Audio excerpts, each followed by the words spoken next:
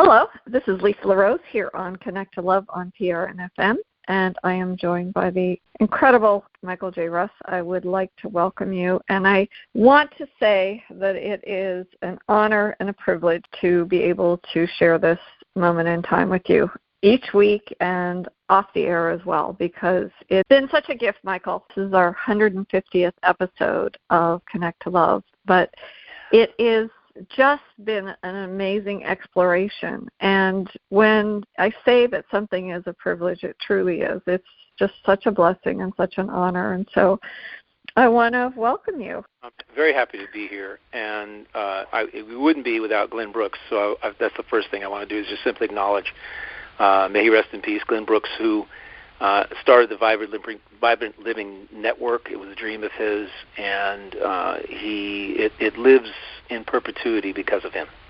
So, truly, yeah, Glenn, marvelous human being, an amazing soul, a very gifted individual, and yeah, I'm happy to be here. I'm always happy to be here. I've just come back from a 3-4 day getaway, and I always love them every quarter when we can do them. And it always resets me,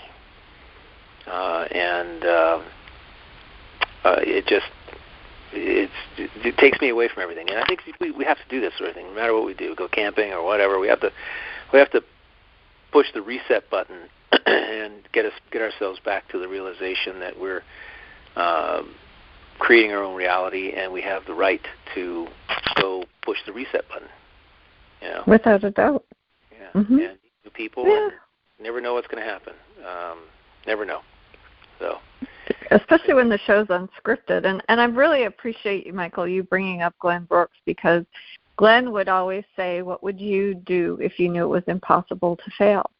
And I think that challenge lives in your heart and my heart, and hopefully we've brought that to our audience. And I want to say to our audience as well, thank you to all of you who are have been long-term listeners as well as new listeners to Connect to Love. It is a joy and a privilege for us to speak about love and our connection to love. And our topics have really varied over the course of 150 episodes, everything from perspective to the energy of love.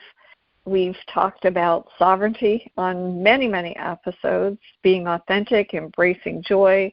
I mean, just a myriad of so many wonderful explorations. And it really does speak volumes, because all of our shows are unscripted. And it comes from our hearts to yours. And so thank you for being a part of this journey and letting us grow. And I was listening to, again, I love Rick Rubin, and I think I talked about it on the show last week, but he said in the book, The Creative Act, he said, within every artist there's a child emptying a box of crayons onto the floor, searching for just the right color to draw the sky. It might be violet, olive, or burnt orange. And I think to myself, in that book, The Creative Act, it sums it up. I mean, each show that we do, Michael, we're emptying that box of crayons. The things are experiences. And what are we going to color the sky with this week? We don't know. Just step into the unknown. So true. That is exactly what we do. Take out our crayons and we figure out what kind of amazing masterpiece we can create in an hour. And hopefully reaching people on a level that will help them apply something out of the hour that we share to create their own, to use it as a crayon to create a different reality in their own lives. That's the best way to put it. That's so true. I like Rick Rubin. Awesome guy. There's so many wonderful. Truly. Yeah, it's true. It's almost. I will say this, to our audience. We have 150 episodes, and if you go back and listen to all the episodes, you're going to hear something different, even if you heard them before, because in your continued expansion, something that didn't resonate with you then will resonate with you now, because you're not the same person.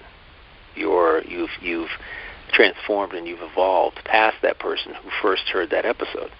So you'll go back and listen, and you'll hear something that resonates with you today, that can help you today to create your tomorrow. Mm-hmm. Truly. And Michael, when I was going through the titles, I thought there's one common theme, and I think this is what attracts our audience. Both you and I have this allure that we're drawn into the extraordinary. We have been on this journey on this planet, and we've had things sometimes come across our lives that have had just basically a lasting impact on us.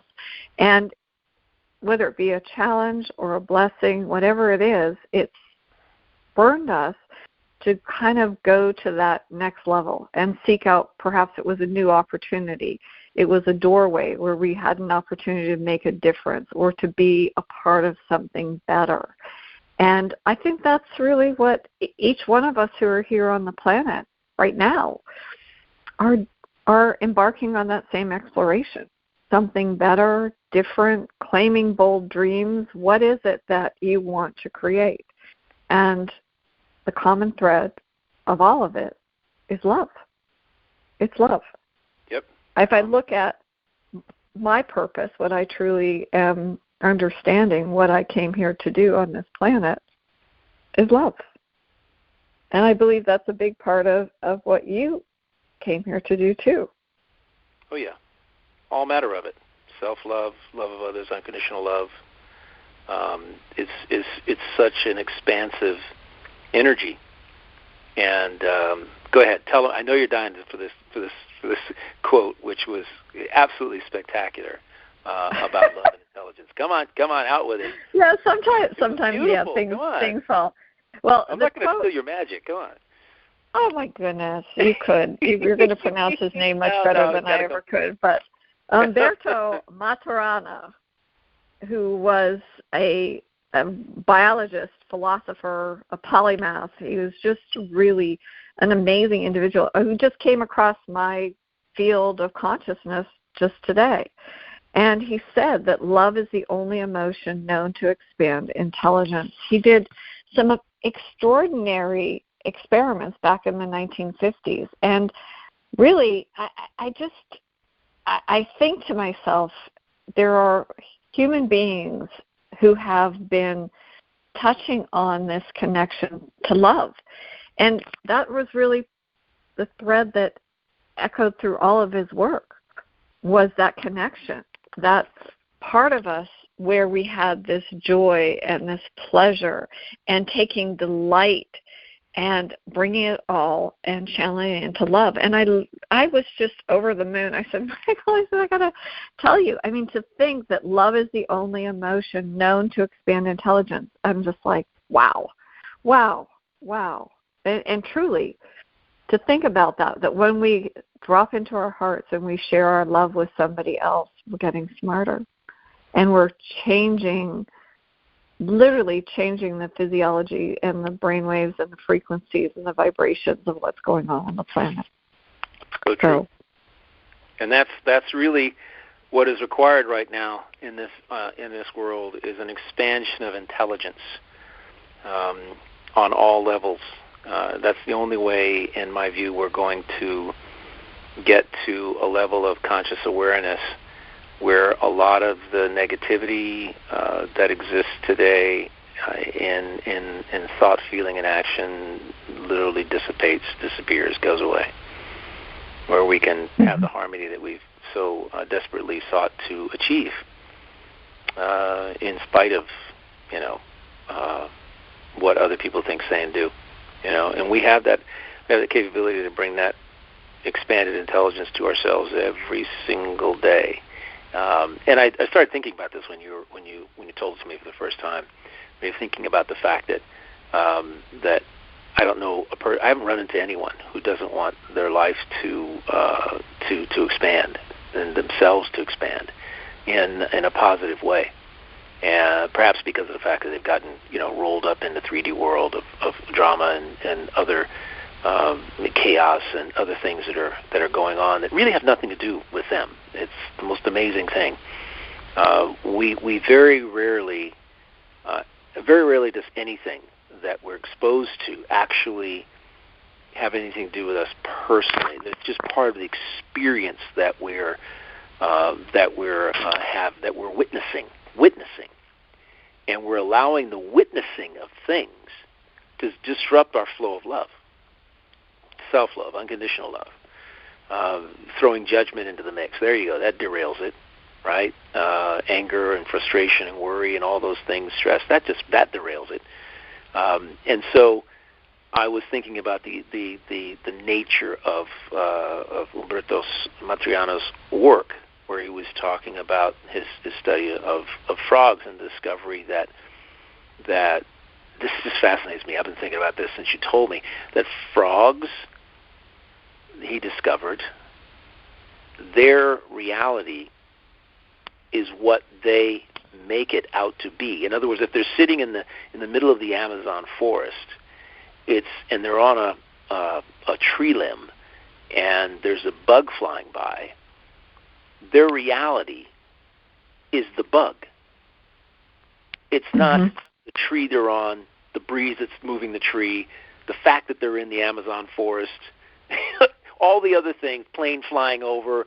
And think about what we do. We have the ability to break it down to something that basic, which is something that I share with a lot of people that when you're upset about something, generally, if you break it down, break your attention down to your focus to one single aspect of yourself personally, your own little reality, instead of looking at the whole big picture and becoming the macro picture and becoming then fraught with all of these lower level, negative emotions and feelings and thoughts and responses to what's going on. It's a brilliant, it makes you want to be a frog,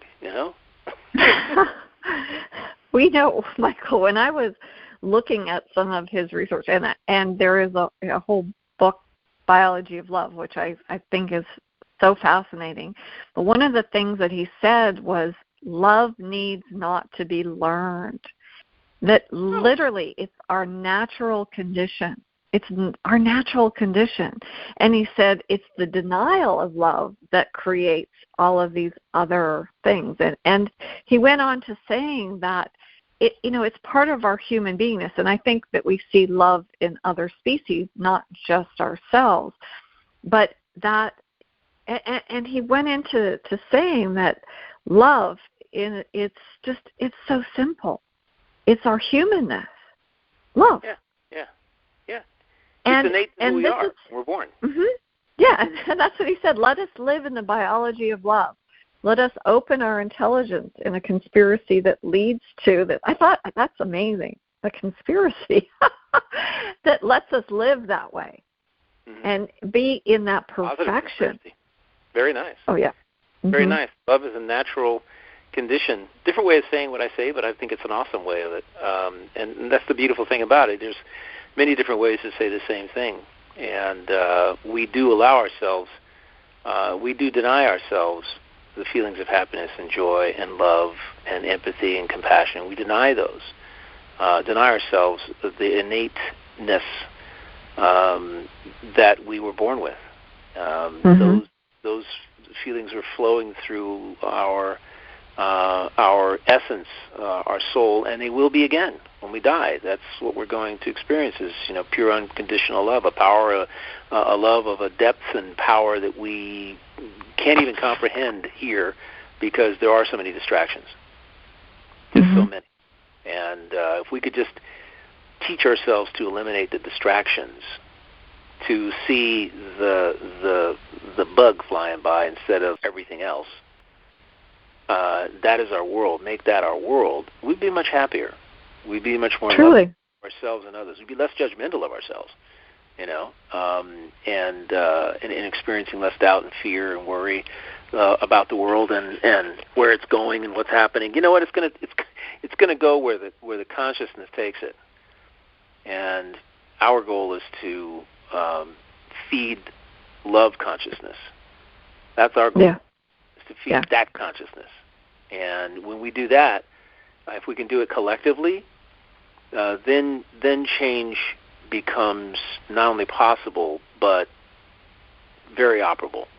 It happens. Truly. Because the opposite can't sustain itself in that energy field. Because everybody will you can see right through someone who doesn't vibrate from that consciousness. It's really interesting, but that's really the case. It's like the jig is up.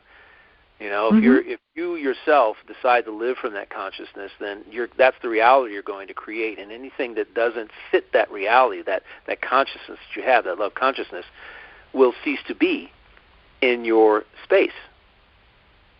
And if they do pop into your space, you'll be easily able to recognize that they don't fit there, and they won't be leave the impression, I should say, as if the opposite were true, as if you were not operating from a consciousness of love.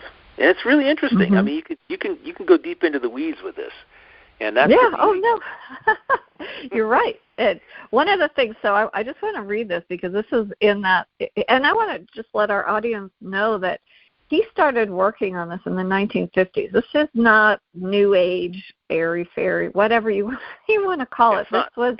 This was something that he was very seriously studying, the biology of love. And one of the things that he wrote when he was talking about opening up our intelligence to love, and he said, why not? Is it difficult? Or is it that we do not want to do so out of greediness, ambition, envy, or fear? Well, whichever is the case, love is the cure, as it opens our intelligence for reflection and gives us the possibility to choose. And as we choose an awareness of our human condition, love becomes our basic reference, because the biology of love is still our ultimate ground and source of recovery of any distress through our realization as human beings. I love that. Awesome. I love that. We choose in the awareness of our human condition. Love is our basic reference. And for so many, when you have romantic love, yes, you have your love in your marriage or in a dating relationship, whatever it is. Parents have a love of their child. We have a love of our life, meaning that we embrace each day vibrantly and with joy and delight.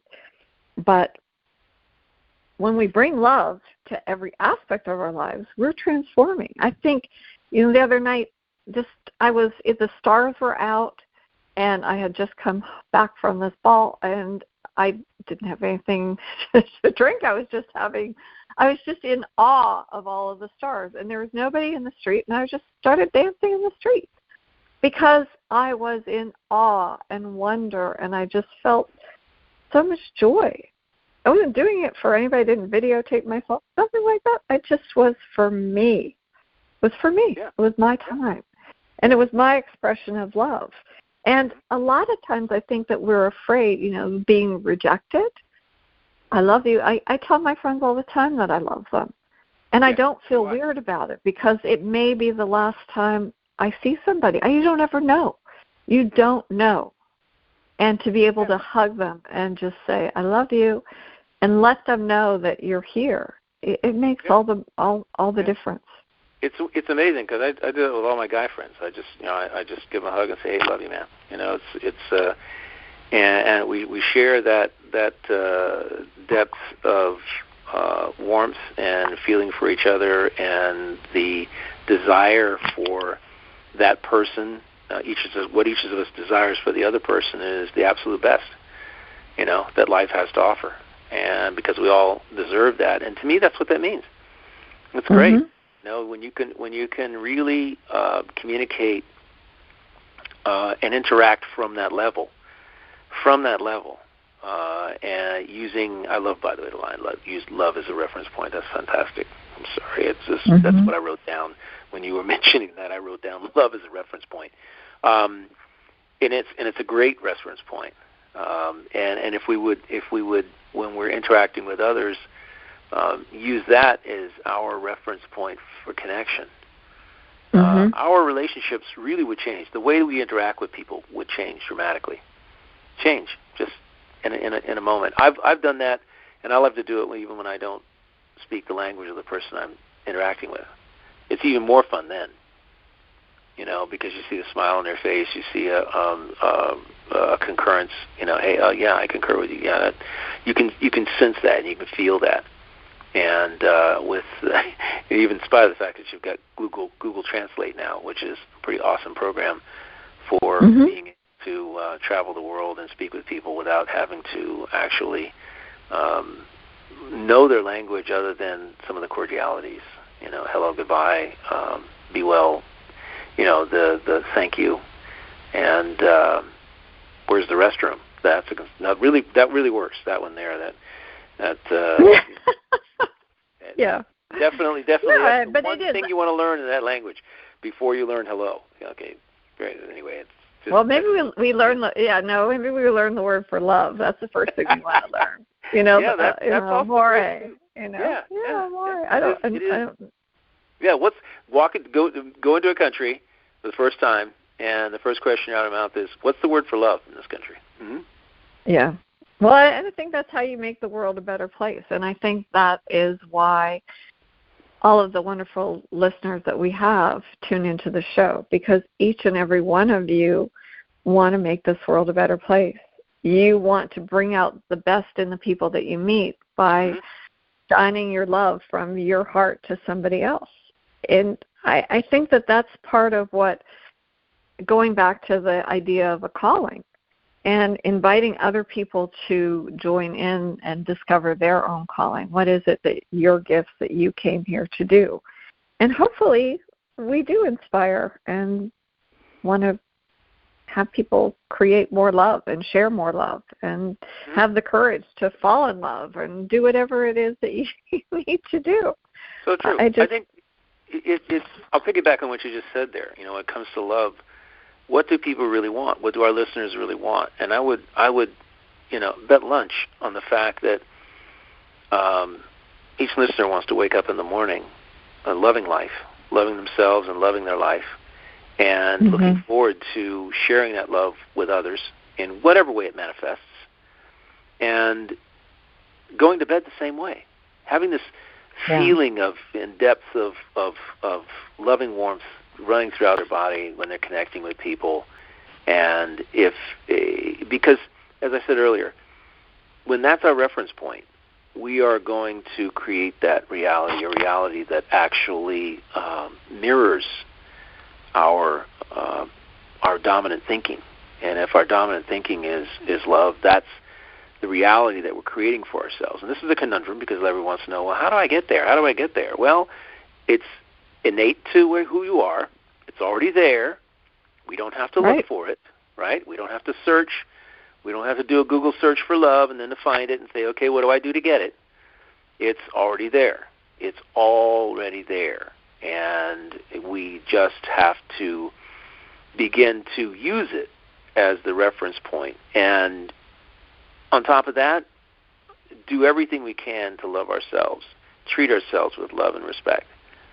Which is, for some people it seems to be easier said than done, because there are many people who are used to beating themselves up because they've been told that they're not good enough and that they'll never get what they want for one reason or a myriad of others. And that's not really true. That's not the way it works. That's just dribble, as my English friend would say. It's not true in any sense of the word. Your reality tomorrow morning can be completely transformed once you make the decision and then follow through with making love your reference point navigationally throughout the day when you're interacting with people. And Lord, give it a try. You know, you go into the office and people will notice you're different. And what Pam Gregory and everybody else we've talked with, Carol Collins, others that we've had on the show, really agree with one thing, which is really awesome, and that is that the reality you create for yourself is the reality that you live, and it is the reality because you're creating that reality. What comes into your reality will also mirror that what you're creating, and so it's that old adage of, why is everything going wrong for me today? Maybe that's because you're thinking things are going to go wrong for you today, and your reality is basically mirroring what you're thinking about yourself. You know, what's the next shoe that's going to drop? You know, that old adage from here in the United States. You know, what's the next thing that can go wrong, or that will go wrong for me? This thing has already happened, and we create that in our minds, and that's the farthest thing from love that you're going to get, the farthest distance from love. And you know, it's leaving people better than you found them. That's I love to do that every single time. However, more importantly, you have to think of yourself, highest of yourself over anyone else. You have to love yourself to a high degree. You know, set the bar really, really low for loving yourself. You know, don't make it something you have to jump over and do all these funny acrobatics to achieve. It's just flowing within you, and let's just open the door and let it out. Okay, basically it. Yeah, and maybe for anybody that feels that they're lost and don't know how to really reclaim those lost parts of themselves, it's sometimes in that self-love, it's reconnecting with your dreams, your desires, whatever it is that you put aside and allowed somebody else, you're more interested in helping them achieve their dreams and desires, and you forgot about your own worth and your own potential. And going back to Rick Rubin, who I totally love, he talks about play and the idea that when you let your spirit run free, I mean, I love that idea, letting your spirit run free. So if you were going to let your spirit run free in a garden of love, which flowers are you going to pick? And maybe it's not the flowers. Maybe it's the weeds. Maybe you want to lay down in the grass and just have that viewpoint of an ant and just see what it's like to view the world from that vantage point. And it's up to you. You, like those frogs, creating their reality that Umberto studied and realized that they didn't have to go. They could go after these little fast things that they could catch. They didn't have to go after the cows in the field, is how he put it. Yeah, exactly. I love that.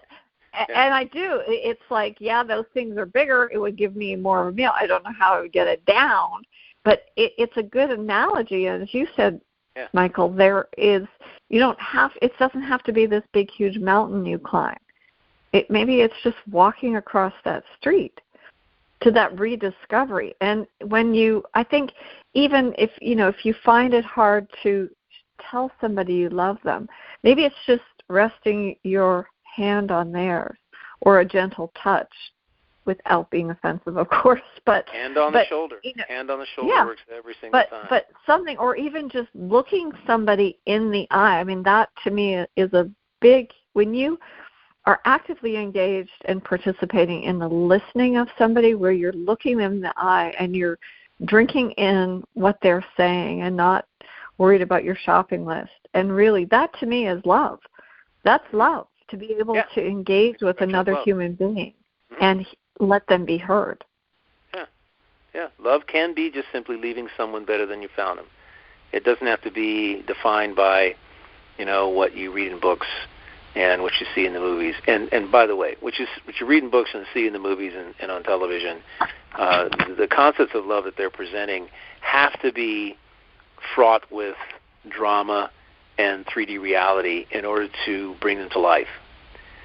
The real concept of love that we're talking about here and Connect to Love is that subtleness, that subtle feeling, that look in someone's eyes you just said, the tone of your voice, the touch that you give someone, and it's like if somebody has to do something that they've never done before, it's standing in front of them, looking them in the eye, putting a hand on their right or left shoulder, if you're right-handed or left-handed, and saying, "You've got this.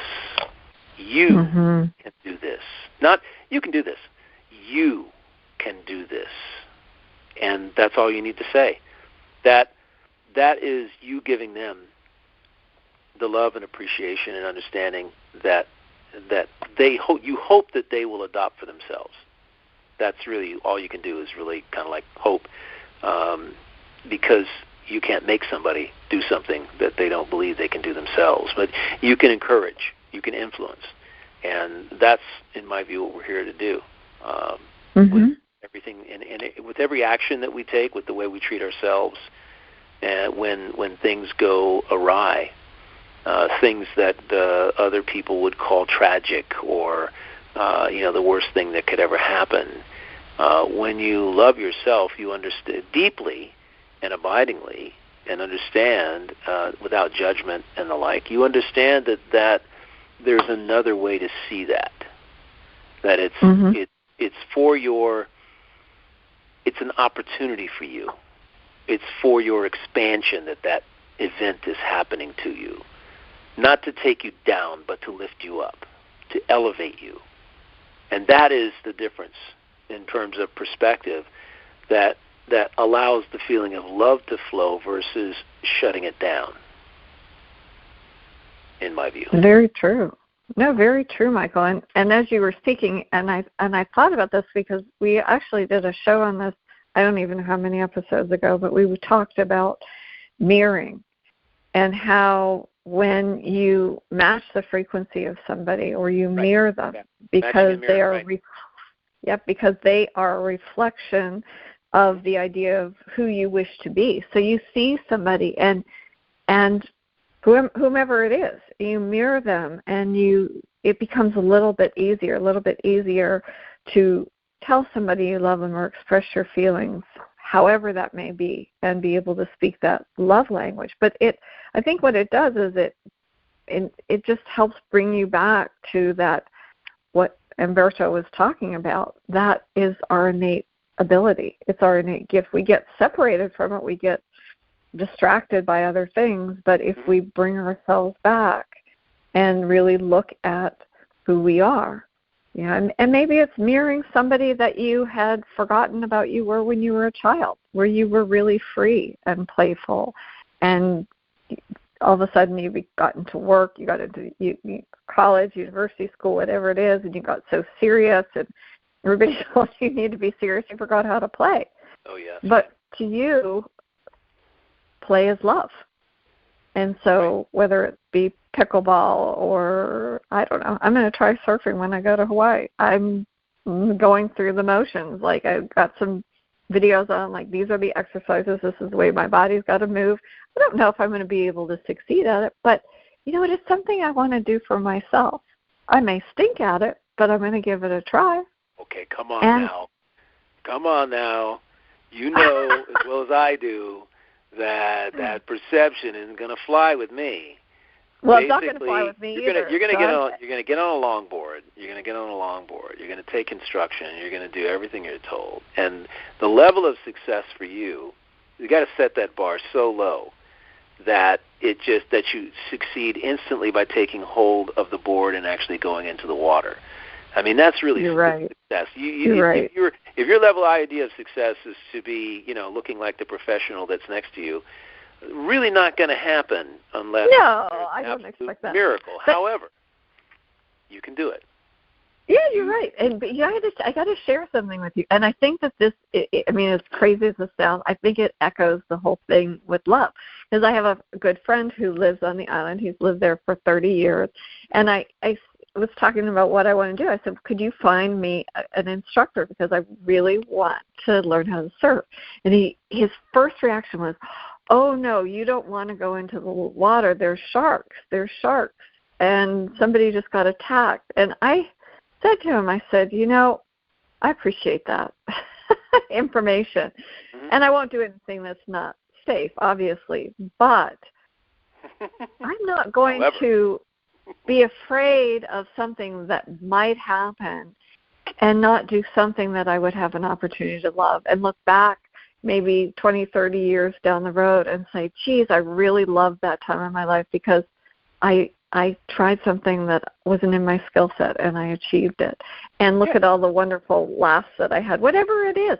But I thought of, in thinking about that, the sharks in the water, right? So in love, what are the sharks in the water that are keeping you from embracing it? Just about everything in the 3D world that you impact with in a negative way.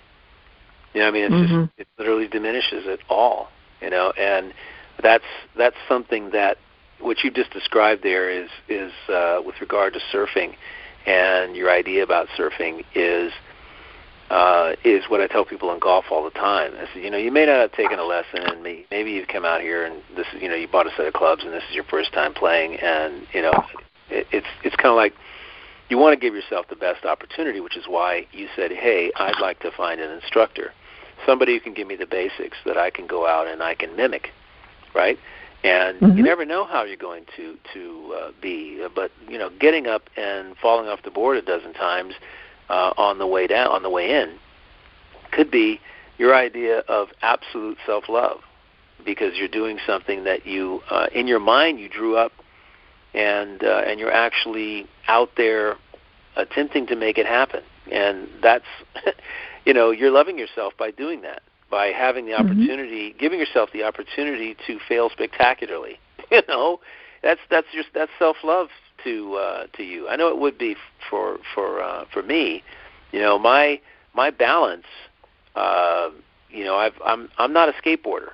Okay, I'm not, and I've paddleboarded before, and I love it. And by the way, I would do paddleboarding if I were you over there, because paddleboarding is something that is extremely fun, and you can paddleboard through the waves if you go straight into them or come straight down on them. You can paddleboard a wave in, where it versus a surfboard or a longboard. Paddleboarding is something that has a shorter ramp for success, total success. First time I ever got a paddleboard, I went out and I went around an entire lake without falling off, and I'd never been on a paddleboard before. That's great. And my balance, my balance is okay. It's just I've not done things that have required that kind of balance, where you can be on something that moves in the water. And the boards now are so wide that they give you every opportunity to be on them. And I did the same thing when I was in Turkey a year ago. I went down to the shore, and there was a paddleboard there, and I picked up the paddleboard and went into the water with the paddleboard and paddled around the island, and it was fantastic. The water was so calm, and it was so clear, and it just being out there, so quiet. And it doesn't, like I said, short ramp to success doesn't require a whole lot of skill, and anybody can really do it. So I would give that a go as well as as surfing, and I think you're going to have. I know you're going to have a fabulous. I'll be in the sunshine and whatever else, just with good friends and Truly. But and Michael, we've talked about this before. The unknown can be a scary place. But if you go back, and we haven't talked about him in a while, Bashar. His 5 principles, his formula. Acting on your highest passion. Yeah. And staying in that positive state no matter what happens. And that's, for me, is how I invite love. Somebody asked me the other day, you're so happy, and they said, you always seem like you're so happy, and well, what about, then they asked me, well, what about love? You don't talk about love. You always talk about how happy you are. And to me, it's sort of synonymous, because I sort of walk through this world in that state. And for me, acting on something that's the highest passion, and for me, love is one of those things. That's why we do this show.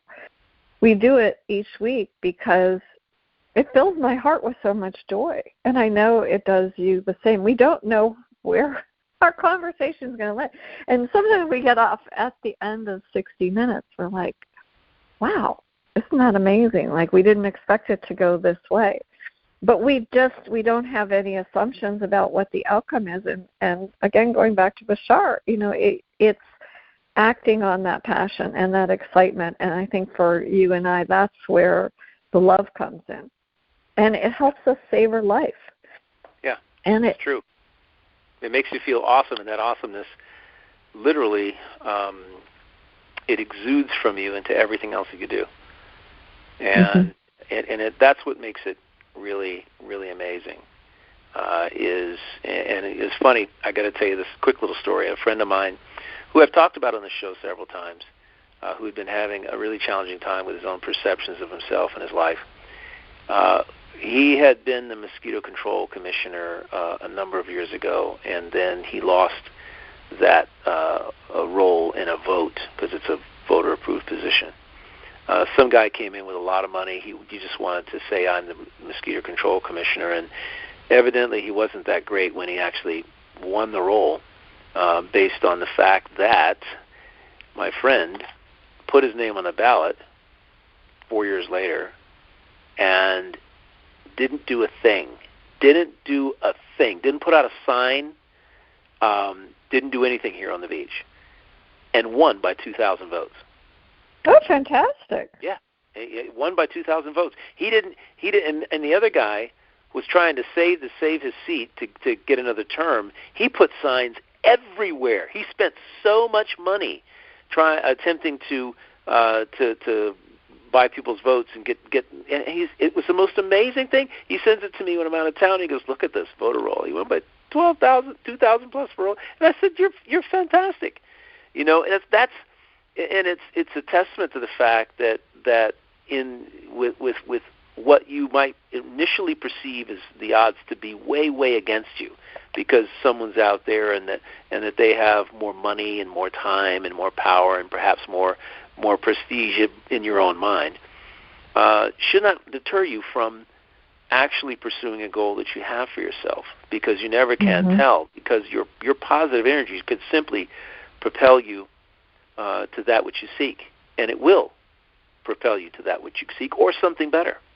And that's the beauty of it. That's love. Just believe in yourself. That's all you got to do. Just believe in yourself.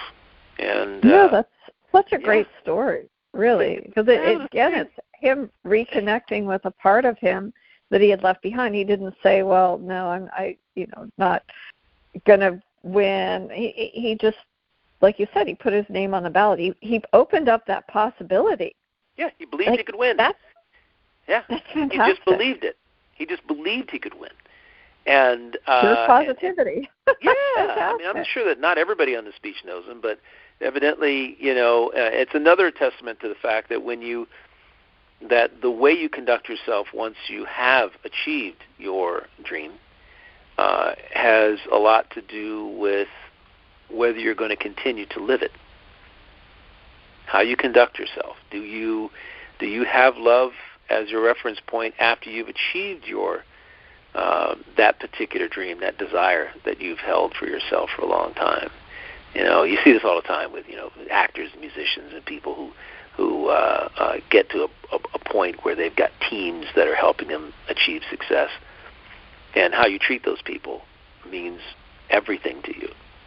It means do you maintain that loving reference point for yourself and those that are around you that are helping you not only maintain where you are, but help you reach higher heights.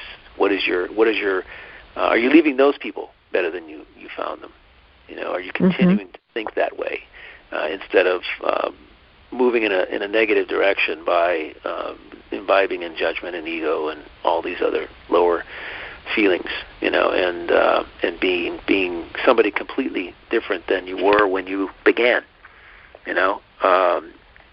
It's important to maintain that. I've always loved my brother being just a basic guy. He doesn't get all wrapped up in the fact that he was there. But I got to tell you this little story. We took this little tiki boat out a couple weeks ago with some friends, and basically it's like a little flat barge, an octagonal barge that has a bar built in the middle of it, in the same octagon. And you bring your own whatever you want to drink, whether that's water or soda or mocktails or whatever it is, and what you want to eat. On the hour and a half, we took a sunset trip, and I think I sent you a beautiful photo of one of the 5 different sunset pictures, versions of what happened that evening. But it was really interesting because the captain had a girlfriend there. Her name was Carly, and I asked her. I said, "How young are you?" And she says, "I'm 22." And I said, "Oh, that's kind of interesting." Carly. I said, "I bet you watched a lot of iCarly, didn't you?" And she says, "I grew up on it." I grew up on iCarly. Oh my gosh, funny. I love iCarly because my name is Carly, right? Mm-hmm. And then I said, "Then you know Principal Franklin, don't you?" And she goes, "Yes, Principal Franklin. I love Principal Franklin." And I said, "That's my brother." And she went ballistic. She went absolutely ballistic and called her sister. She called, I don't know, another friend and from the boat, and it was just, she was such a sweetheart. And I said to myself, I said, anybody that's grown up on iCarly has a different view of the world, because that show was designed to be a one big lesson after another for a lot of young people that were growing up. And she was like, it was amazing. I've seen what happens when I'm around my brother and there's kids involved, the kids around, and they recognize him and they become mesmerized because they see somebody that they grew up with, that they are growing up with on a TV show. And it's my brother's so gracious and coming over and taking pictures and signing autographs and things of that nature, because kids they're the future. And impressionable. And you never want to leave any young person feeling less than in any way, shape, or form, ever. It's especially today. A lot of youth are very, very, very sensitive. My sister was telling me this. She's got 2 kids. They're now adults in their mid and late 20s. But the fact that they're very sensitive. And she says a lot of this generation, Michael, is very sensitive, emotionally sensitive. And I said, that's actually a good thing, to be emotionally sensitive, to be able to control your emotions, of course, and understand, to understand the process of perceptions and law of attraction and all these other concepts and principles. Hopefully, as time goes by, that expansion and learning from their love of themselves and love of the planet and love of the universe will manifest for them. It's awesome. So, well, I think, Michael, you know what you speak about, because it's so easy every day. Like, we lose touch with our dreams and who we are. I mean, and little things like that, bringing her back to that space of that time in her life where she loved iCarly and connecting with your brother, and just, the growing pains of growing up and having something there to guide us. And I think if we take that as a metaphor and inside us, when we follow our heart, that's our inner wisdom. That's what guides us to be truly who we're meant to be. It's sharing those gifts with the world. And then, like, when you kind of tune in, just like you're tuning into the television program, how do you tune into your heart? You got to get clarity on what really matters to you.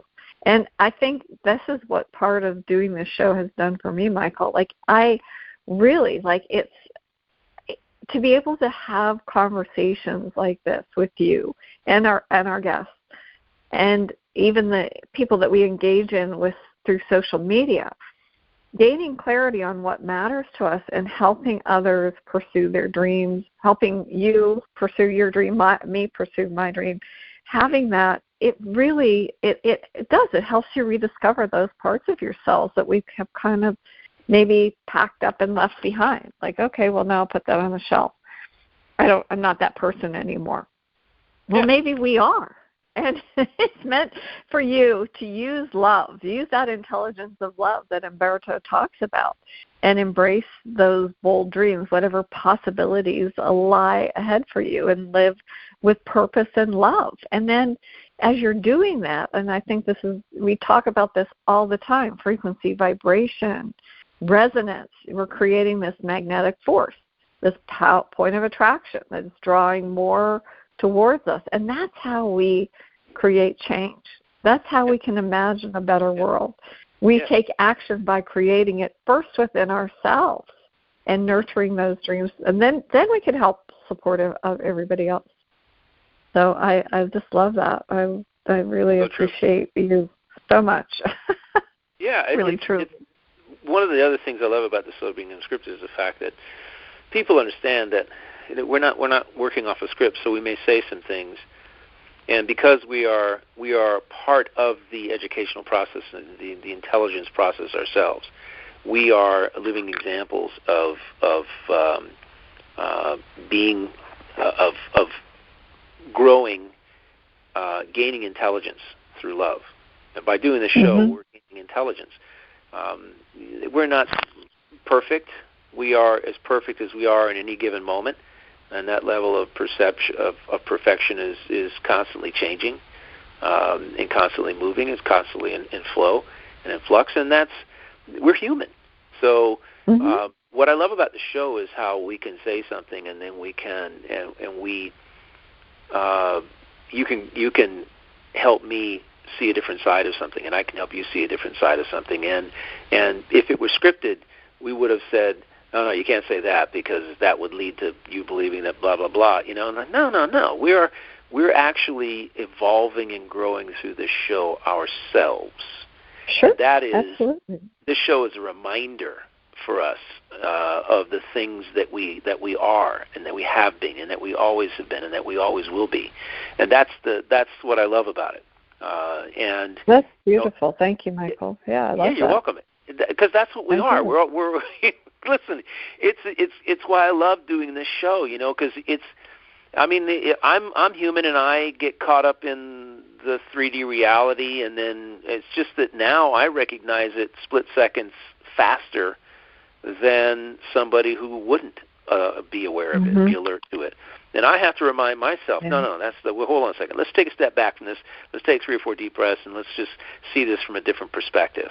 I've taught myself to do that so that I minimize the huge negative outbursts, minimize the negativity, the investment in negativity, negative feelings, negative emotions, the fears, the worries, the concerns. Avoid investment in those things, right? Because you have to. That's the way I live, and I tell other people too that you have to be very, very cognizant of whether you're investing in love or the opposite, whatever that however that manifests, right? Investing more in love is going to give you a different experience of reality than if you invest in the opposite. You invest in the lower frequency. Yeah, it is so true. So boiling it down to its simplest, most basic form, if you get up in the morning and you're spending more time investing in love and love with yourself and connection with others, your life will be dramatically different than if you get caught up in other people's diatribe, drama, all that other kind of stuff that's out there that really is other people's figment of their reality, the creation of their own reality. We're not here to invest in that. We're here to recognize that individual may need an example of something different, another way they could be, another way they could feel, another perception that they could have of their own situation. And when I have people I come across, that's what I attempt to do, is to give them a different perception. I never say you should do this, you should do that. No, listen, there's maybe another way to look at this. You might want to try to back up a second and see this from a different perspective. And if you can do that and help them pivot just a little bit, just 1 degree, at some point they'll end up in a different place than the place that they're on the way to, which is not a very good place. Right? If you have somebody that's cranky when they're checking you out, you can respond to them in an extra cranky manner right back at them, or you can go, geez, it's so beautiful. I hope you have an opportunity to enjoy the day, or whatever it is, kind words that you want to say about something that you can find wonderful about them, to give them a true compliment. And I just think that that's how things shift. And that, again, Michael, this is what I love. I didn't know in this 3-year journey that I would even know who Humberto Maturana is. And it was just by a chance quote. Maybe not. Maybe it was heavenly guided. Maybe it was your guide, my guide. Nothing ever happens by chance. Let's just wipe that one out. Caused me to find that and then say, oh, my goodness, like love is the only emotion known to expand intelligence. And I'm like, oh, my gosh, who is this? And then you are so gracious, because we hadn't talked all day and maybe an hour before, just had a few minutes to chat. And I said, hey, wait a minute. There's this thing that I want to talk about on the show, and can I send you his information? And you made the time to tune in. I mean, it's not like we had a week or a month or whatever to research. This quote came to me this afternoon. It's the beauty and I was just like, my goodness. That is the one thing I really, really love. And when you've got two people on the same frequency as you and I are, it makes it so much easier to be able to do that. There's the shows out there, the podcasts that are getting millions and millions and millions of people listening to them. Unfortunately, in my view, this may be a judgment, but I think I'm pretty spot on, are using drama and the connection to negative emotion in order to get people to listen.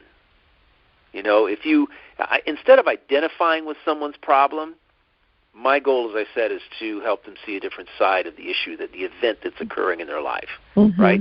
But that doesn't sell tickets. It doesn't sell tickets. What sells tickets is, let's dig into that. I want you to tell me that story again, and let's dissect that story down to the nth degree and keep running that diatribe of negativity for an hour, right?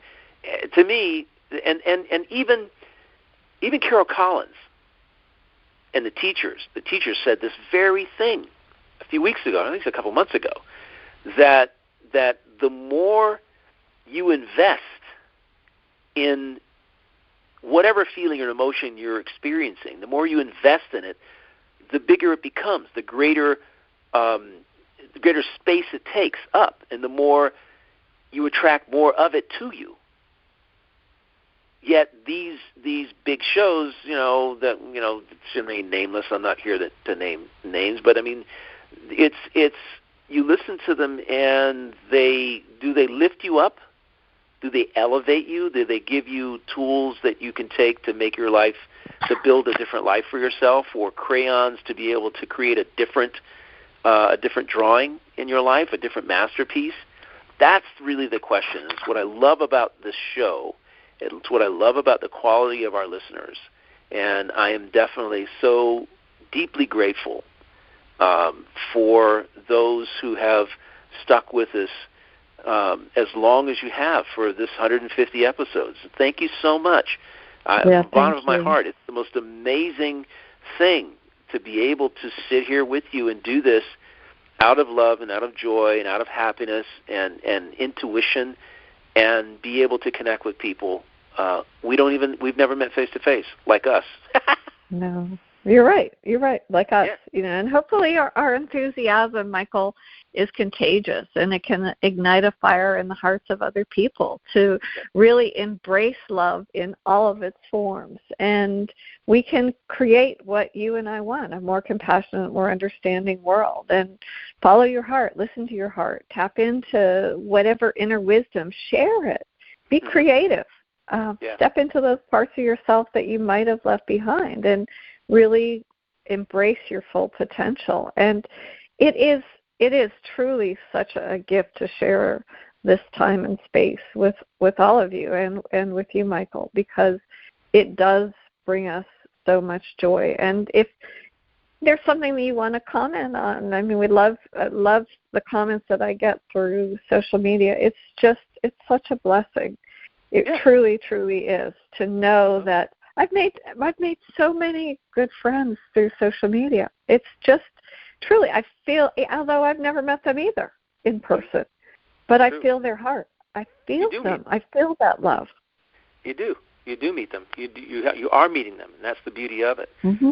If you dig deep in social media, it can be a very, very, very wonderful experience.